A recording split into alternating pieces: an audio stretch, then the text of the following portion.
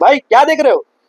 इधर इधर देख, ब्रांड न्यू टायर्स, चारों टायर ब्रांड न्यू। वैगनआर के अंदर अगर चारों टायर ब्रांड न्यू, वो सीट कवर्स नए, मैटिन्स नया, कलर नया, each and everything class, super class, बहुत अच्छी कंडीशन में गाड़ी अगर आपको मिल जाए, वो भी कंपनी फिटेड सीएनजी के साथ, तो वो वेल मेंटेन कंडीशन में गाड़ी है। गाड़ी अच्छी है, आपको घर में रखने जैसी गाड़ी है। और अगर आप फाइनेंस पे देख रहे हैं तो फाइनेंस भी अवेलेबल है।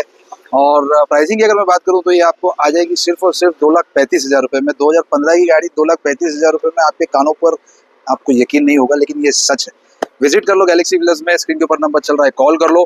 थोड़ा सा कैमरा उठा के दिखाइए, इतना गाड़ियां अवेलेबल है जो हम आपके लिए इंतजार कर रहे हैं देने के लिए। तो विजिट कर लो और वीडियो को share share share, like, subscribe याद से करिए। मिलते हैं अगले वीडियो में, तब तक के लिए बाय बाय।